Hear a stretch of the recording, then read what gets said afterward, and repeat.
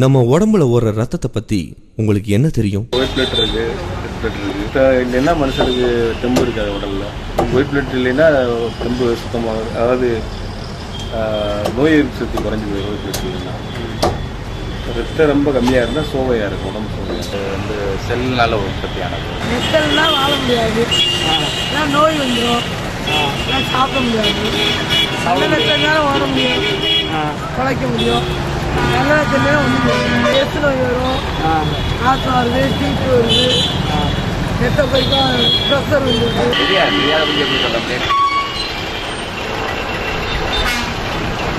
போங்க. பிளட்டு இல்லாமல் உயிர் வாழ முடியாது. மெயின் ஹியூமன் பீயிங்ஸ்க்கு தேவையானது வந்து பிளட்டு. அது என்ன ஒயிட் டிசீஸ், ஆர்பிசிஸ்.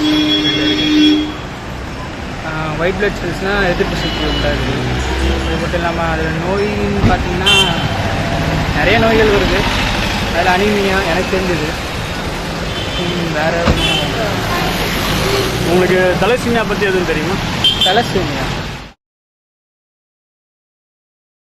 தலசிமியானா என்னன்னு உங்களுக்கு தெரியுமாங்க?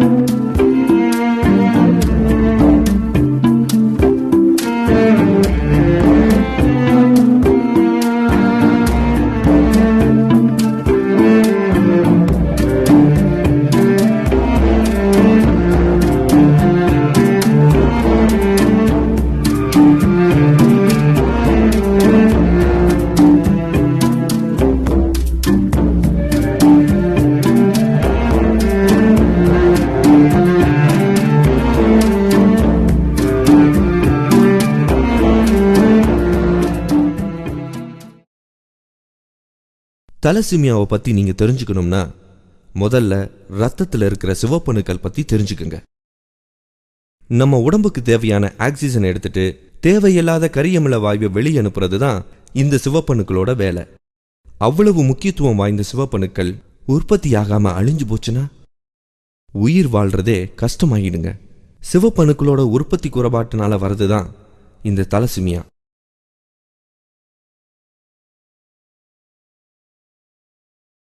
தாலசீமியா என்பது சிகப்பு ரத்த அணுக்களின் ஒரு நோய். அம்மா அப்பா ரெண்டு பேருமே கேரியர்ஸ்ன்னு சொல்லுவோம். கேரியர்ஸ்னா அவங்களுக்கு இந்த நோயை கொடுக்கும் தன்மை அவங்களோட ரத்தத்துல இருக்கு. ஆனா கேரியர்ஸ் நார்மலா இருப்பாங்க பாக்குறதுக்கு. ஒரு ரத்த டெஸ்ட் செஞ்சாதான் தாலசீமியா கேரியரா இல்லையான்னு நம்மளால புரிஞ்சுக்க முடியும். தாலசீமியா கேரியர் உள்ள 2 பேர் கல்யாணம் செஞ்சுட்டா குழந்தை தாலசீமியா நோயால பாதிக்குள்ள குழந்தை பிறக்கக்கூடிய சான்ஸ் 25%. நீல கலர்ல இருக்கிறவரு எந்த குறைபாடும் இல்லாதவர். ஆரஞ்சு கலர்ல இருக்கிறவரு தலசிமியா மைனர். சிவப்பு கலர்ல இருக்கிறவரு தலசிமியாவால் பாதிக்கப்பட்டவர். ஆர்ஆர்னா நம்ம உயிரணுக்கள். தலசிமியா மைனர் உள்ள அப்பா அம்மா இருவருக்கும் பிறக்கிற குழந்தை தலசிமியா மைனருடனே பிறக்கிறதுக்கு 50% வாய்ப்பு இருக்கு.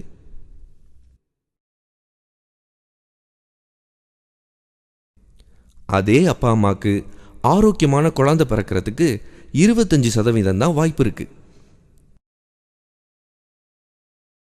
தலசிமியா நோயோட குழந்தைங்க பிறக்கிறதுக்கு 25% வாய்ப்பு இருக்கு.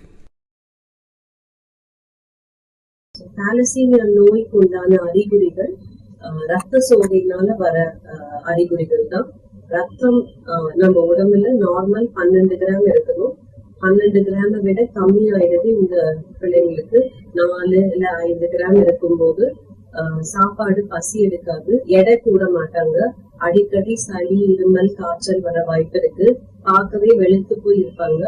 வயிறு வீக்கமா இருக்கும். ஏன்னா கல்லீரல், மண்ணீரல் ரெண்டுமே வீங்குது தாலசீமியால. சில சமயம் கண்ணுல லேசா மஞ்சளா கூட இருக்கலாம். இது எல்லாமே தாலசீமியா நோயுடைய அறிகுறிகள்.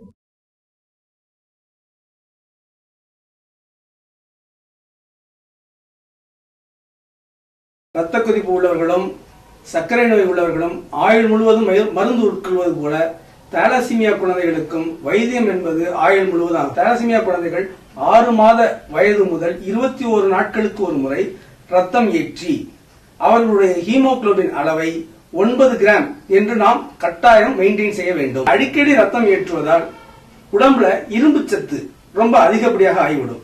இந்த அதிகப்படியான இரும்பு சத்து உடம்பில் உள்ள மற்ற உறுப்புகளை பாதிக்கும்.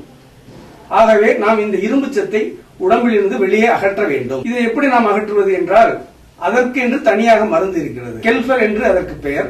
நாம் அந்த கெல்பர் என்ற மாத்திரையை ஒரு நாளைக்கு 3 வேளை நாம் சாப்பிட வேண்டும். இப்படி ஆயுள் முழுவதும் இந்த மாத்திரையை நாம் உட்கொண்டால் நமது உடலில் உள்ள இரும்பு சத்து அதிகப்படியான இரும்பு சத்து வெளியேறி நம் உடல் ஆரோக்கியமாக இருக்கும்.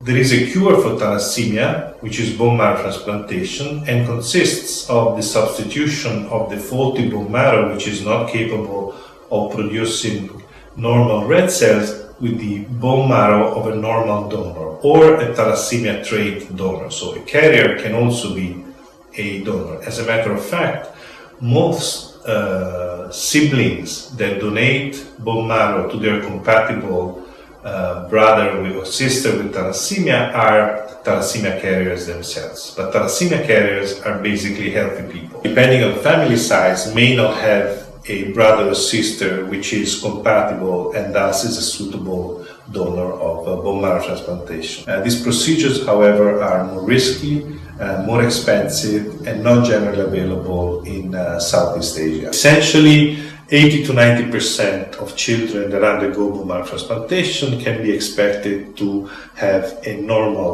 quality of life. இந்த நோய் நம்ம ஊர்ல இருக்கிறவங்களுக்கு எங்க வரப்போகுதுன்னு நினைக்கிறீங்களா? அப்படியெல்லாம் நினைக்காதீங்க சார். நம்ம வீட்டு வாசல்லே தான் இருக்கு, நம்ம கூடயே சுத்திக்கிட்டு இருக்கு. இந்த நோயால 43 குழந்தைங்க பாதிக்கப்பட்டிருக்காங்க. எந்த ஊர்லன்னு கேக்குறீங்களா?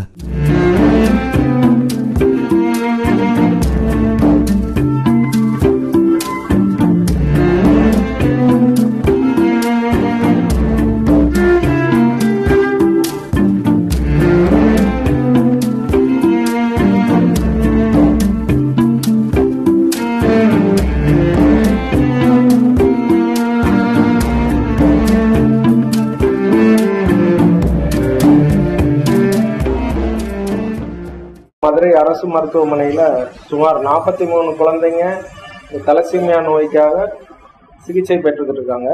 இவங்க மதுரை மாவட்டம் மட்டும் கிடையாது, மதுரைக்கு அருகில் உள்ள திண்டுக்கல், தேனி மற்றும் ராமநாதபுரம் மாவட்டங்கள்ல இருந்து வர்றாங்க. இவங்க சிகிச்சைக்காகவே பிரயாணம் பண்ணி வர்றதே அவங்களுக்கு மிக சிரமமாக இருக்குது.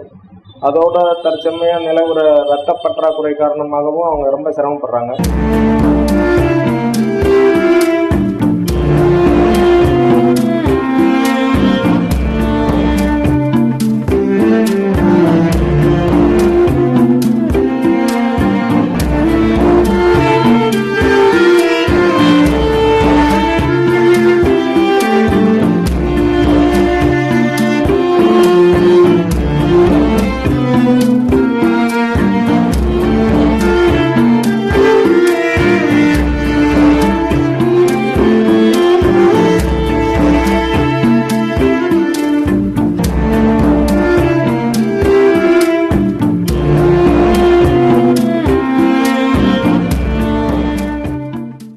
என் பேர் ஜெகதீஸ்வரன்.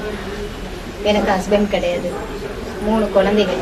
3 குழந்தையில இதே மாதிரி தான் பெரிய பொண்ணுக்கு இதே ப்ராப்ளம் தான். அந்த பொண்ணுக்கு ஸ்க்ரீன்லாம் எடுத்தோம், தூத்துக்குடியில் வச்சு பார்த்தோம். அந்த பொண்ணு இறந்துருச்சு. 5 வருஷம் தான் உயிரோட இருந்தா. இறந்துட்டா 13 வயசுல. இறந்து இந்த 2 பிள்ளைங்க தான். இப்போ இந்த 2 பிள்ளைகளுக்கும் ட்ரீட்மெண்ட் எடுத்துக்கிட்டு இருக்கோம். அப்பவே நாங்கள் சொன்னோம், முதல் பிள்ளை அப்படி இருக்கும்போதே நாங்கள் பிள்ளையிலே வேண்டாம்னோம். கேட்கவே இல்லை. அடுத்தடுத்து நார்மலாக பிறக்கும்னு பாசிட்டிவாகவே நினைன்னு சொன்னார். அது இப்படி பிறந்துடுச்சு. இப்போ அவர் போயிட்டாரு. இப்போ நான் ஜீவனிச்சுக்கிட்டு இருக்கேன் இந்த 2 பிள்ளைய வச்சு. பிறந்ததுலேருந்து ரத்தம் ஏற்றி அப்படியே அந்த பிள்ளை வயல் ஓவர் லோட் ஆகி கருப்பாயிருச்சு. அது ரொம்ப நிறைய ட்ரீட்மெண்ட் எடுத்தாச்சு. இப்போ நான் 2 தான்.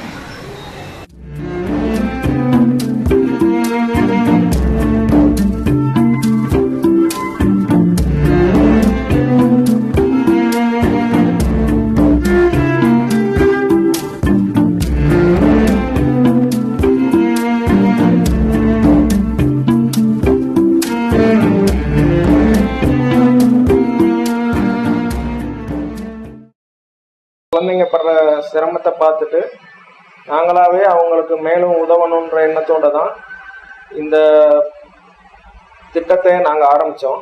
இதில் நாங்கள் அந்த குழந்தைகளுக்கு ரத்தம் கொடுக்கறதோட மட்டுமல்லாமல் அவங்க மருத்துவ செலவுக்கும் மருந்து வாங்குகிற செலவுக்கும் நாங்கள் பொறுப்பெடுத்துக்கிறோம். மேலும் அந்த குழந்தைகளுக்கு நிரந்தர தீர்வான எலும்பு மஜ்ஜை மாற்று அறுவை சிகிச்சைக்கு தேவையான அடிப்படை வேலைகளை நாங்கள் இப்போ துவங்கியிருக்கோம். இந்த 43 குழந்தைகளும் முழுமையாக குணமடைய வைக்கிறது தான் எங்களோட குறிக்கோள்.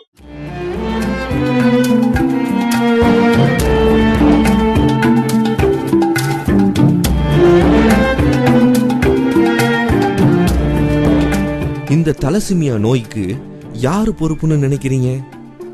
கடவுளா, டாக்டரா, இல்ல அமெரிக்காவா? எதுவுமே இல்லைங்க, நாம தாங்க பொறுப்பு. நம்மளோட கவனக்குறைவாலையும் அலட்சியத்தனமும் தாங்க இது எல்லாத்துக்குமே காரணம். நம்ம குழந்தைகளோட எல்லா நிகழ்வுக்கும் நாம தாங்க காரணம். இந்த தலசிமியாவை தடுக்கிறதுக்கு ஒரே வழிதான் இருக்கு. கல்யாணத்துக்கு முன்னாடி ஒவ்வொருவரும் இரத்த பரிசோதனை செஞ்சு தலசிமியா மைனர் இருந்துச்சுன்னா அதை குணப்படுத்திட்டு ஆரோக்கியமான குழந்தைய பெத்தெடுத்துக்குங்க.